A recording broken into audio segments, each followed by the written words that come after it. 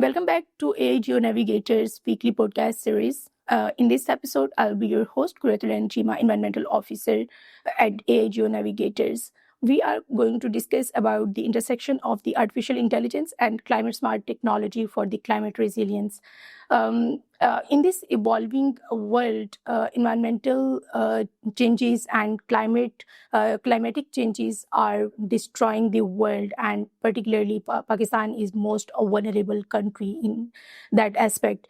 We have observed that in global north, artificial intelligence and GIS, remote sensing, and climate tech is mostly integrated in the policies and in their management, but somehow it is lacking at the global south.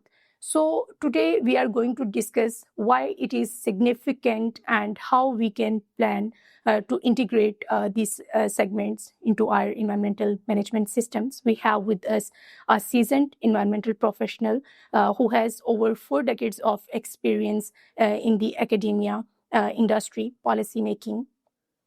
Dr. Mohammad Irfan Khan, who is pioneer in the environmental sciences in Pakistan, who has not only witnessed the evolution of environmental sector in Pakistan, but he has been a very crucial part of the environmental sector in Pakistan. So, Dr. Mohammad Irfan, we welcome you at AIGO Navigators and in this podcast. It's my immense pleasure to host you today at AIGO Navigators. Sir, before going into too much details about the environmental management and policy and technology, I would like to go back to the times when you actually started this sector in Pakistan 4 decades ago, because you have a lot of experience from the global north, from Imperial College London and Oxford University. So what was the main interest in your brain when you actually started this department in Pakistan, and how it has evolved over the period of time? Because I guess we have very good source in the form of you who can explain about the evolution of this sector in Pakistan. So over to you, sir. Thank you very much, Kuratulan. You have brought me back to my student life. In fact, 1972, the Stockholm Summit, they established a program called MAB, Man and Biosphere Program. At that time, there was no UNEP, there was no EPAs, there was no other things in 1972, because the first environmental governance setup started in US 1978. So at that time, they constituted a rotating club, which is called Man and Biosphere Clubs of the UNESCO's club. At that time, there was no UNEP. So it was under the UNESCO, Man and Biosphere Program. So that club, उसमें क्या था कि हमारे charts थे कुछ 40-50 बड़े-बड़े अच्छे digital type आजकल जैसे होते हैं उस type के, and they were given to the each country for a month. You display in different cities over there. So I was being a student at the Government College Lahore at that time, being the president of the Biological Society of the Government College. And we hosted that exhibition called Ecology in Action. So the slogan was the art of living with nature. I was a student in the zoology department basically. So but ecology we were studying there. So वहाँ से जिसको कहना चाहिए ना कि start हुआ मेरी जो orientation थी towards environment. And after that I joined lectureship, and वहाँ मैंने एक सबसे पहली जो यूनिवर्सिटी में एज ए लेक्चरर क्लब बनाई, उसका नाम भी हमने रखा save environment. That was Bahauddin Zakaria university Multan back. तो वहाँ से ये आगाज़ हुआ. फिर उसके बाद मुझे स्कॉलरशिप मिलता है पीएचडी के लिए, तो मैंने अपनी लाइन को चेंज किया. और imperial college London I got admission in environmental technology, centre for environmental technology, जो आज सेंटर फॉर एनवायरमेंटल policy कहलाता है. So back in 1990s? It was 1988 when I got admission over there. Long time ago. That's right. So EPA was newly just formed in Pakistan, just few person over there. And although Pakistan started a legislation, not legislation, it was a martial law ordinance of 1983 by the then martial law administrator Ziaul Haq, which was called Pakistan Environmental Protection Ordinance of 1983. That gave the basis, which was later repealed in 1997, as Pakistan Environmental Protection Act and the time about 25 years later. So how I started there, and since then I came to Pakistan. Even at that time, when I completed my PhD in 1994, it's over 3 decades again. And Pakistan वापस आने के बाद लोग कहते थे यार ये क्या फील्ड है, माहिर माहौलियात, ये क्या माहौलियात का कौन सा फील्ड होता है. And even one of my teacher was saying यार ये क्या तुमने किया, आजकल जेनेटिक इंजीनियरिंग का दौर है, बहुत सारी चीज़ें इधर से. और वर्स कम वर्स उस वक्त जब HEC बनता है 2002 में, और उस ज़माने में वो एक PhD अलाउंस उन्होंने टीचर्स को देना किया साइंस में, तो सबको मिला और आई वाज ओनली वन जिसको नहीं मिला. तो मैंने जाके मालूम किया कि भाई मुझे क्यों नहीं मिला. दीदी आप क्योंकि साइंस में नहीं है. Environmental sciences was जी, आप not साइंस में considered as the not science, even consider नहीं होता था. okay. मैंने कहा कि मैंने PhD किए, उसका कॉलेज का नाम है imperial college of science technology and medicine. उन्होंने मुझे क्या वहाँ पे फाइन आर्ट्स पढ़ा के भेजा है, ये मैंने क्या किया उधर से. तो उसके बाद उन्होंने कहा जी हमने तो ये हमारी council for science and technology काफ़ी उसकी थोड़ी सी जद्दोजहद के बाद बहरहाल दे रिकग्नाइज, और उसके बाद पहली करिकुलम रिव्यू कमेटी बनती है. और पाकिस्तान में जो 4 years प्रोग्राम शुरू हैं BS के, environmental science as a pioneer, the first program जो हमारा करिकुलम बना 2002-03 में. So that started from environmental science. ये इस तरह है कि फिर HEC लेवल पर इन्वायरमेंटल साइंस को रिकग्नाइज हुआ, उसकी बॉडीज बनी. And at that time I think only the Peshawar university department of geography they started a program environmental policy and management, something like that. In geology department at the Punjab University they started some courses, and similarly Institute of Water Resources at Karachi University they started similar kind of thing, but not a degree independent environmental science over there. तो उस वक्त तो चंद एक जगह शुरू हुआ था, कुछ इंजीनियरिंग शुरू हो गई थी. वो भी क्या था, जब एक बूम आया है 1992 के रियो समिट के बाद, तो जो पब्लिक हेल्थ इंजीनियरिंग डिपार्टमेंट थे हमारे UETs में, उन्होंने अपना नाम बदल के ना पब्लिक हेल्थ इंजीनियरिंग को इन्वायरमेंटल इंजीनियरिंग कर दिया. इतना सा फर्क पड़ा था, कुछ नहीं तो हुआ. सर एक्सेप्टेबिलिटी जो है वो स्टार्ट कब से हुई, क्योंकि हमने इम्पैक्ट्स तो क्लाइमेट चेंज के काफी टाइम से देखना स्टार्ट कर दिए हैं. Acceptability as a profession, as a field, as a field, या वो ट्रू सेंस में तो अभी भी नहीं है. अभी भी आप देखें अपने जितने आपके EPS के इश्तिहार आएंगे ना, जहाँ उन्होंने कोई इन्वायरमेंट ऑफिसर रखने हो, असिस्टेंट डायरेक्टर इन्वायरमेंट रखने हो, वो क्वालिफिकेशन से आप लिखना शुरू हुए. उसके लिए मैंने बहुत फाइट की थी. वो तमाम जो बेसिक साइंसेस हैं, botany, zoology, chemistry, physics, math, सब स्लैश डाल के लिखा होता है. Yeah. और मेरे अपने साथ 1994 में वो the director general of the EPA post announce, उसमें सब लोग क्वालिफाई करते थे, लेकिन degree with environment science was not qualified.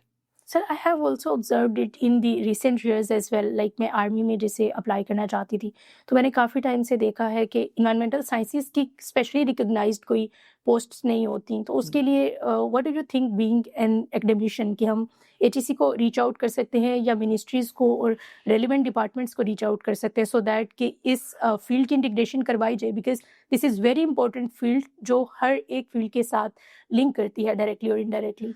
देखिए HEC को रीच आउट तो ये मैं खुद 2002 से अपनी रिटायरमेंट तक 2024 तक HEC की करिकुलम रिव्यू कमेटी में सबसे लॉन्ग टर्म कन्वीनर में रहा, और उस लेवल पे उठे. एक सक्सेस थी मेरी 2012-13 में, जो हमने CSS के इम्तहान में 100 मार्क्स वाला पेपर शामिल करा दिया. वो शामिल है आज CSS के. CSS विदाउट इन्वायरमेंटल साइंस नहीं कर सकते अब आप, आपको एक पेपर देना है.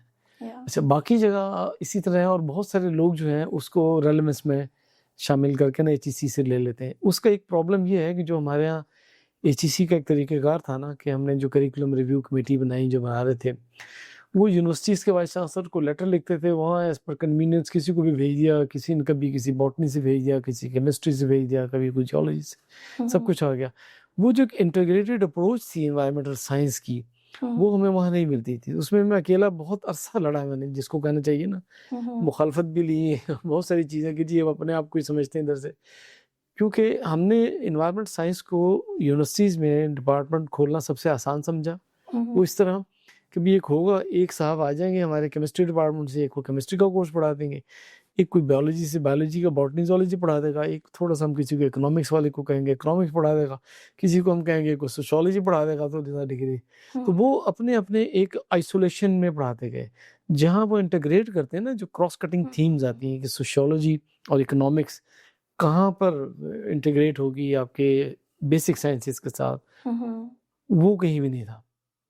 जिसकी वजह से वो जो हमारे ग्रेजुएट्स निकले, जो सबसे बड़ा अनएम्प्लॉयमेंट रेट उसमें आया, वो यही था कि बच्चे इन्वायरमेंटल साइंस की डिग्रीज लेके निकले बेतहाशा, क्योंकि अब तो शायद 80 से ज़्यादा यूनिवर्सिटी में पढ़ाई जा रही है, डिग्री पूरी है। लेकिन जब वो फील्ड में जाते थे तो उनके पास जो फील्ड का रिक्वायर्ड नॉलेज और जो स्किल्स होनी चाहिए वो नहीं होती थी, क्योंकि उनको वही पढ़ाया जाता था जो उनके टीचर्स को आता था। अगर टीचर्स उनके जिस बैकग्राउंड से आते थे वो वही पढ़ाते थे।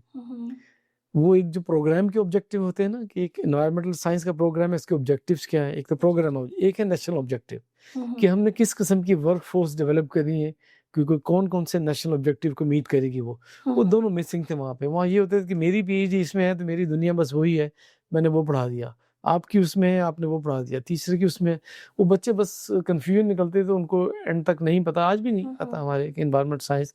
जब वो फील्ड में जाते हैं वो कहते हैं अच्छा ये तो हमने नहीं पढ़ा था।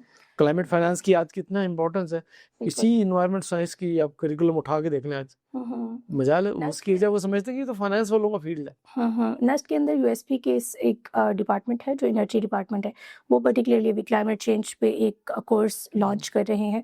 आई was also been part of the committee जिन्होंने कोर्स को डिज़ाइन किया। तो उसमें मैंने ये इंटीग्रेट करवाने की कोशिश की कि हम टेक्नोलॉजी को भी इंटीग्रेट करें और फाइनेंस को भी, बैंकेबिलिटी ऑफ द प्रोजेक्ट्स इसको भी इंटीग्रेट करें और रेगुलेशंस को भी इंटीग्रेट करें, सो दैट कि जो हमारे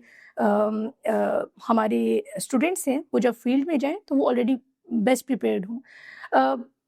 आपने पास्ट की सारी जो डिटेल्स शेयर की हैं, you have experienced a lot of things and you have struggled a lot of things कि इस फील्ड को फील्ड के अंदर माना जाए। अभी समहाउ जब टेक्नोलॉजी को हम इंटीग्रेट करते हैं या जो हमारे ग्रेजुएट्स आ रहे हैं वो रिसेंट आर्टिफिशियल इंटेलिजेंस बेस्ड या जीआईएस बेस्ड या रिमोट सेंसिंग बेस्ड टेक्नोलॉजीज़ को, या लैब्स जो हैं, इंक्यूबेशन सेंटर्स जो हैं यूनिवर्सिटीज़ के, वो काफ़ी स्ट्रेंथन हो गए हैं। उसकी वजह से जो हमारे ग्रेजुएट्स हैं वो काफ़ी हद तक स्ट्रॉन्ग ग्रेजुएट्स हैं। जब वो फील्ड में जाते हैं तो दे ऑलरेडी नो कि कहाँ पे उनकी फील्ड की इंटीग्रेशन हो सकती है। That is what we are already working here at AGU navigators as well. हम आर्टिफिशियल इंटेलिजेंस को इंटीग्रेट करते हैं, जीआईएस और रिमोट सेंसिंग पे काम करते हैं। तो आपका एकेडेमिया के साथ साथ पॉलिसी एंड रेगुलेशंस पे भी काफ़ी काम रहा है। आपने इंटरनेशनली काफ़ी प्रोजेक्ट्स किए हैं, वर्ल्ड बैंक के प्रोजेक्ट्स किए हैं, EDB के प्रोजेक्ट्स किए हैं, कि ISO स्टैंडर्डाइजेशन के साथ आप एसोसिएटेड रहे हैं और भी बहुत सी इंटरनेशनल ऑर्गेनाइजेशंस के साथ एसोसिएटेड रहे हैं। व्हाट डू यू थिंक कि किस तरह से इस सेक्टर को हम फाइनेंशियली बहुत ज़्यादा स्ट्रेंथन कर सकते हैं और इनकी मार्केट्स डेवलप कर सकते हैं अपने ग्रेजुएट्स के लिए? देखिए, आपने बहुत सारी बातें इकट्ठी कर दी हैं। तो इस वक्त जो दौर हमारा जा रहा है इन्वायरमेंटल साइंस के अंदर, जितनी शदीद ज़रूरत है इंटीग्रेशन की, टेक्नोलॉजी की, जिसमें आपकी AI हो, रिमोट सेंसिंग हो, आपका ये GIS वगैरह के टूल्स हमने यूज़ करते रहे, और उसके साथ साथ आज ये इंटरनेट ऑफ थिंग्स, और ये जहाँ तक एग्रीकल्चर और बहुत सारी चीज़ों में दो जगह हम यूज़ कर रहे हैं प्रेडिक्टिव में, क्योंकि हमारे तो मुल्क में प्लानिंग ही सारी रिएक्टिव है कि जब कुछ हो जाता है तो फिर हम कहते हैं अच्छा आइंदा के लिए नहीं होगा, ऐसे नहीं होगा, कमेटी तश्कील दे दी गई है, वो जायज़ रहेगी क्या। हम ये नहीं देखते कभी ऐसा नहीं होना चाहिए कि हम क्या पहले से बंदोबस्त करें। उसमें ये वो चीज़ें हैं सारी जो होगी, क्योंकि मैं बता रहा हूँ कि आने वाला जो टाइम है ना हमारे यंगस्टर्स के लिए, मेरा यही है कि ना पॉलिसी मेकर की ना टेक्नोलॉजिस्ट की दुनिया उसकी है जो इनोवेशन को, इंसेंटिव्स को और इंस्टीट्यूशंस को इंटीग्रेट कर लेगा।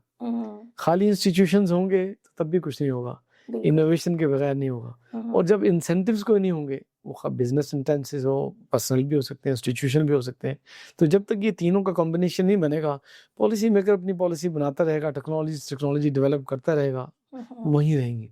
तो लिहाजा इंटीग्रेशन की जो वही हम बात कर रहे थे कि इन्वायरमेंटल साइंस में जहाँ इंटीग्रेशन है, तो इन्वायरमेंट साइंस अब वो वाली नहीं रही अब, क्योंकि जो अहम चैलेंज है इस वक्त बहुत बड़ा, वो है गवर्नेंस का, इन्वायरमेंटल गवर्नेंस का।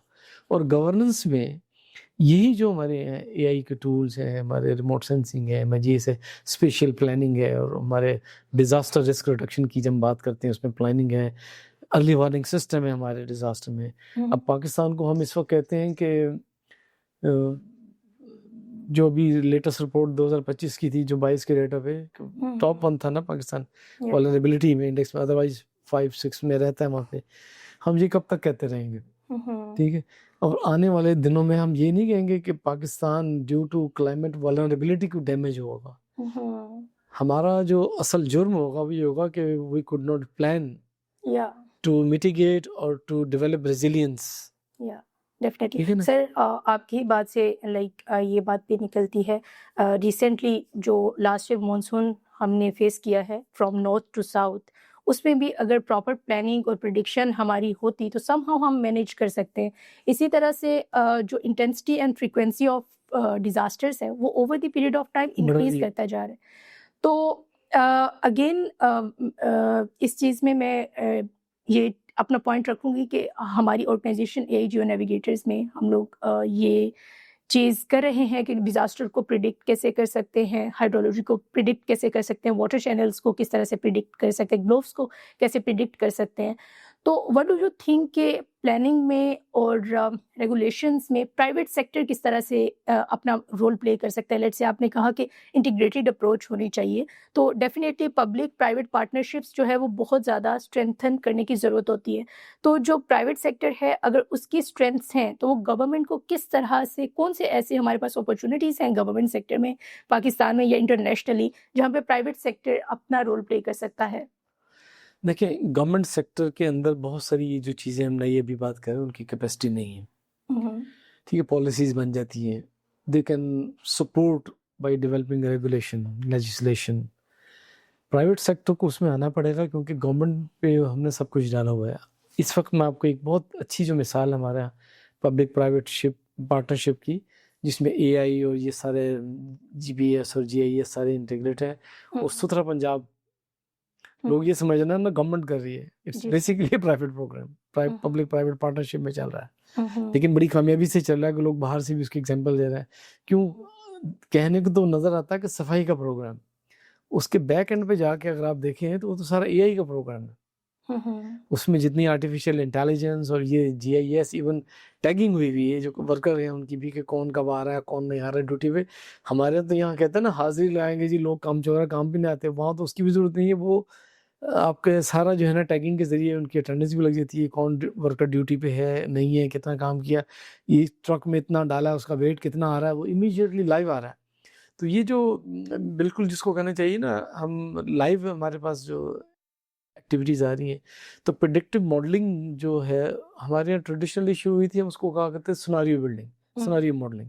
क्या वो अज्यूम करते थे, मैथमेटिकल फार्मूलाज लगाते थे, अगर ऐसा होगा तो ऐसा होगा, ऐसा होगा तो ऐसा होगा, वो पेपर पे फार्मूला ड्राइव हो रहे होते थे, ये सिनेरियो होगा तो ये होगा। अब पेपर से निकल के आपके पास वर्चुअल आ गया हुआ है, अब आप वो दिखाते हैं, जैसे आपने खुद पढ़ा होगा जीआईएस में हम के किस तरह मॉडल बना रहे होते हैं, अगर सैलाब आ गया उसकी ये इंटेंसिटी हुई तो कहाँ तक डैमेज करेगा, अगर ये रास्ते में होगा तो क्या होगा, यहाँ पे अगर फॉरेस्ट होंगे तो इसका क्या इम्पैक्ट होगा, फॉरेस्ट अगर नहीं होंगे तो क्या इम्पैक्ट होगा, हम उसको रियल टाइम देख रहे होते हैं। तो वो जो अब चीज़ आ गई है वो वाली जो हमारे मेरे दौर में जब हम पढ़ते थे, जो हम सिनेरियो बिल्डअप किया करते थे कि 3 सिनेरियो 4 सिनेरियो रख के पीएचडी हो जाती थी कि जी आप क्या करेंगे, आज वो रियल टाइम में आ गया हुआ है। रियल टाइम में आपके पास 3D और 4D विजुअल आपके पास है, आर्टिफिशियल इंटेलिजेंस में आप पूरी हम तो करते थे जस्ट सिमुलेशन के मॉडल हो रहे, अब तो सिमुलेशन छोड़ के आप पूरी उसकी फिल्मिंग कर लेते हैं बना के, तो उससे जो है वो आपकी बहुत ज़्यादा आ जाती है। ठीक है, तो गवर्नमेंट के साथ जो पिचिंग है ना, वो ये देखें, गवर्नमेंट अपने प्रोजेक्ट ला के वो प्राइवेट सेक्टर से ही कंसल्टेंट एंगेज करती है। कंसल्टेंट सिर्फ वो पॉलिसी एडवाइजरी कंसल्टेंट नहीं होते, कंसल्टेंट वो होते हैं जिन्होंने एक्चुअल काम करके देने होते हैं। तो वो फिर जब एक प्रोजेक्ट गवर्नमेंट प्लान कर रही होती है ना, वो वर्ल्ड बैंक की फंडिंग से हो, एशियन बैंक की फंडिंग से, उसमें कंपोनेंट रखे जाते हैं कि ये हम करेंगे, इसमें इतना फॉरेन एक्सचेंज इन्वॉल्व होगा, इसमें लोकल करेंसी इन्वॉल्व होगी, इसमें हम ये प्राइवेट सेक्टर को इंगेज करेंगे, वहाँ पर होता है। इसके अलावा वर्ल्ड बैंक, जो पूरा वर्ल्ड बैंक का सेटअप है, उसका एक इंडिपेंडेंट बहुत बड़ा सेटअप है जिसको IFC कहते हैं, इंटरनेशनल फाइनेंस कॉर्पोरेशन। ठीक है। वर्ल्ड बैंक जो है ये उसके ग्रुप का एक हिस्सा है जो कि गवर्नमेंट्स को सपोर्ट करता है। IFC is dedicatedly for the private sector. आपके मुल्क में बहुत सारे इदारे चल रहे हैं, आपकी सीमेंट फैक्ट्रीज हैं कहीं, या आपके मुख्तलिफ होटल्स जो हैं, सरीना होटल्स हैं बड़े, इनमें IFC की इन्वेस्टमेंट है कहीं भी। तो IFC जो है वो है ही प्राइवेट सेक्टर के लिए। तो जहाँ कहीं कोई प्राइवेट ग्रुप जाता है जो IFC से फंडिंग लेना चाहता है, वो उनके पैरामीटर्स भी जाते हैं, तो it is a platform for the private sector purely. World bank के अंदर जो international bank for regional development होता है IBRD, वो गवर्नमेंट की तरफ जा रहा होता है। तो वर्ल्ड बैंक ये IBRD के दोनों से हैं, वो तो वहाँ से जाते हैं। लेकिन जो गवर्नमेंट के अपने होते हैं उसमें जैसे टेक्नोलॉजी इंटीग्रेशन आजकल हम बात कर रहे हैं, E-गवर्नेंस की, E-फाइलिंग की हमारे यहाँ चल रहा है, वो सब जगह उन्होंने प्राइवेट ही फर्म इंगेज की हैं क्योंकि उनकी कैपेसिटी नहीं होती। इवन हमारी यूनिवर्सिटीज़ में ये जो EMS और CMS ये चीज़ें इन्होंने ऐड की हैं, वो तमाम प्राइवेट सेक्टर ने की हैं उनसे। बाद में वो ट्रेन करते हैं, जो इन हाउस उनकी कैपेसिटी है बिल्ड करने की, उसमें भी प्रॉब्लम होते हैं।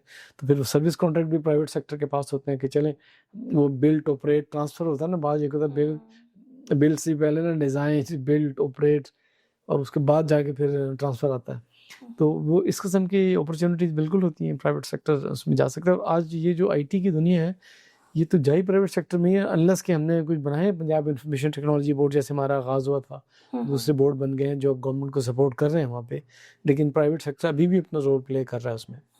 So you have shared a lot of things regarding regulation, regarding the opportunities for the private sector, regarding opportunities for the youngsters from the academia. So what will be your suggestion towards the upcoming policymakers, upcoming decision makers and upcoming technocrats and graduates कि क्या चीज़ें वो अभी से सीखना start करें, या future में अगर वो अपने स्टार्टअप्स स्टार्ट करना चाहते हैं, या प्राइवेट सेक्टर में अगर कोई यंगस्टर अपना कैरियर देख रहे हैं, या गवर्नमेंट सेक्टर में देख रहे हैं, तो what do you think being an academician, आपकी तरफ से क्या सजेशंस होंगी यंगस्टर्स के लिए?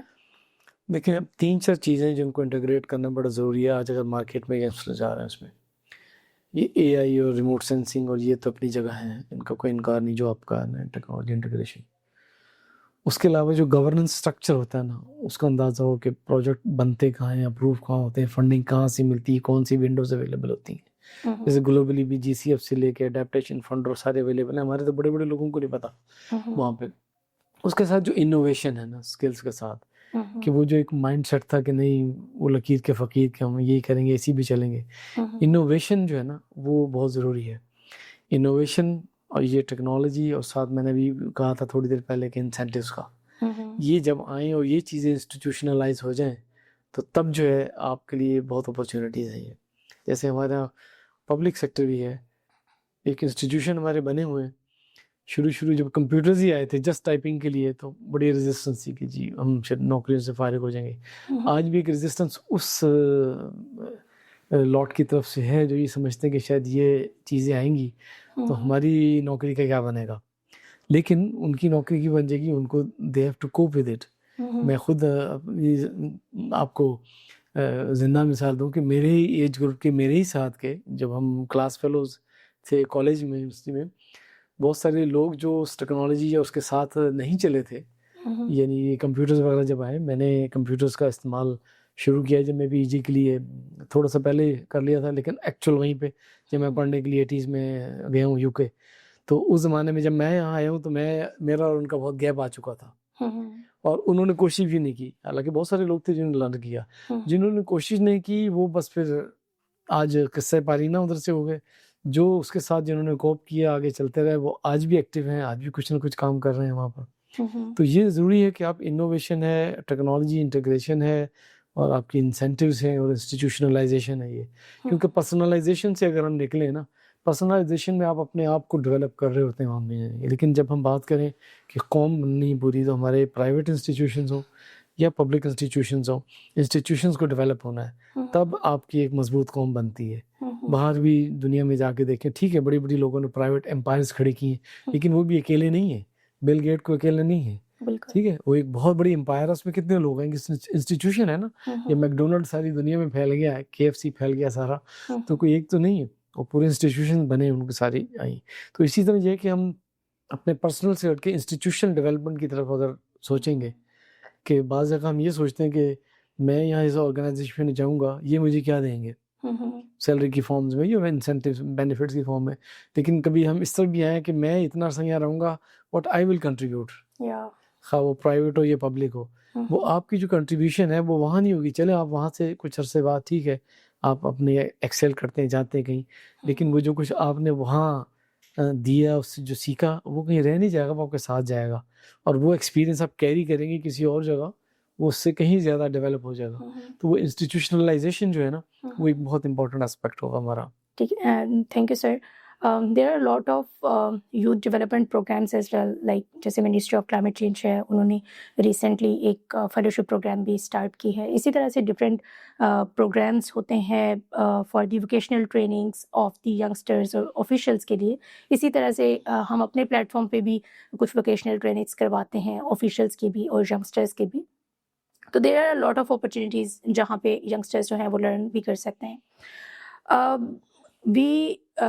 We will reflect back towards the environmental sector again कि पाकिस्तान के अंदर कौन सा environmental sector के अंदर कौन से ऐसे sectors हैं जो हम immediate measures लें, या कौन से ऐसे potential projects हो सकते हैं जिनके ऊपर अभी हमें like immediately we have to work on it regarding any sector and regarding any area, like वो regionally भी हो सकते हैं, किसी एक particular area को आप focus करके you can tell me like जैसे ग्लोफ है वो बहुत बड़ा issue है, फ्लड्स हैं वो बहुत ज़्यादा इशू है, इसके अलावा टेम्परेचर राइज कर रहा है वो इशू है, हीट वेव्स आती हैं, स्मोक है, बहुत से इश्यूज हैं। तो व्हाट डू यू थिंक कि कौन सा ऐसा इमीडिएट सेक्टर है where we should focus immediately? देखिए, अगर इमीडिएटली चलें तो हमारा अगर इन्वायरमेंट के डोमेन में देखें तो रिन्यूएबल एनर्जी जो है ना, इस I think it one of the priority areas now. उसमें बहुत स्कोप भी है, ज़रूरत भी है, और इनोवेशन भी बहुत स्पीड से हो रही है और होती रहेगी। इसी तरह इसी एनर्जी सेक्टर में सिर्फ यही नहीं कि हम ये कहीं सोलर जा रहे हैं, कहीं जा रहे हैं, सोलर आ गया, डेवलपमेंट होगी, शुरू होगी।